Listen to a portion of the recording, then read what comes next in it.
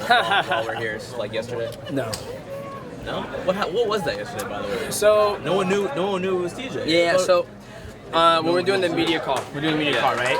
And then we're sitting there, and before we jumped on, Lene told me that it's gonna be me, Henry Cejudo, on the call, and then they'll do another 30 minutes, and they'll do TJ and Cody, right? And so we're doing that. I'm sitting there, and this guy goes, "Hey, what's going on? Blah blah blah blah. First question's for TJ," and I'm like, "This guy wasn't listening. It's just me and Henry Cejudo on here."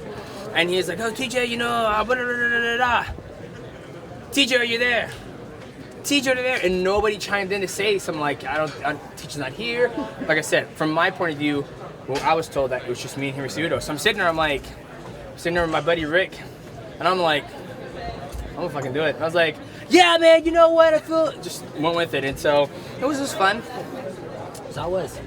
You sold it well because no one knew it was you. Yeah, I know. That just shows you how much he pays attention. But then again, who knows? I mean, Demetrious, what's this nonsense about you fighting twice and calling it a career, man? That's horrible advice. that was, see, that's the thing about an embedded series, that you guys don't get to see the full context of the whole situation.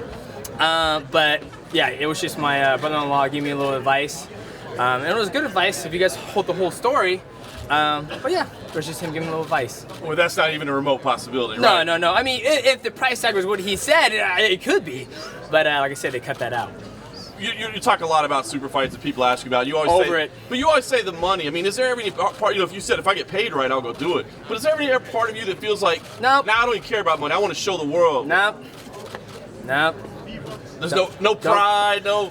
I get beat up by Matt Hume all the time. So for me, having pride, it gets taken away. I train with killers, you know. My training partner, James Yang, he lights me up on the feet. Matt Hume, he can put me through a grinder of submissions. So until I get beat that man, then I know I'm truly the best in the world. But like I said, I have no pride. You know, I'm just a man trying to make this money and take care of my family. But you know you're in the conversation as one of the greatest ever, and there's some people that say, well, that would prove he is the greatest ever if he does it in another division. Yeah, but then they'll say something else. So that, like I said, I don't put a lot of stock in that whole talk because, you know, like DC, I'm happy for him. He's finally got that double champ. But for me, I had him in my book already as one of the greatest ever to do it, in my book. So for me, when people are like, "Oh, you got to do just to get." Fans seem very upset about this, though, that you're not taking the Dillashaw fight. Fans are upset. I don't know if you see the comments on social media. But People are going to be upset. So it doesn't bother you at all? Nope. Why do you think people is always asking you to do something else to be in the greatest conversation? Like, I don't know. It almost puts, let's put a sour taste on it, but it's almost like, okay. Next question. Is there anyone you That's how I feel. Is there anyone you haven't faced that you want to face? I want to fight all the guys in my division. You know, we got new guys coming up. You know, Sergio Pettis looked good his last fight.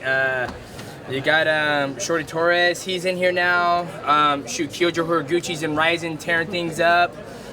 So there's lots of guys out there. But for me, I'm just focused on going one fight at a time. Do you want Horiguchi back? I mean, that was If I would, no, because he's making good money from what I hear in Rising. So, but like if I was to like go out and collect all the belts.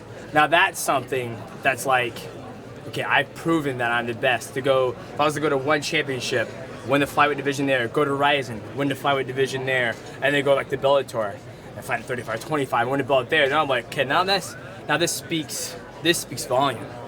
I don't think that's happening, but do you think you can... Well, I know, but that's what I'm saying. Like, could you tell Dana, like, go get that guy and bring him to me? Get that guy and bring him to me? It wouldn't be that, you know, it wouldn't be that different belt. Like, right.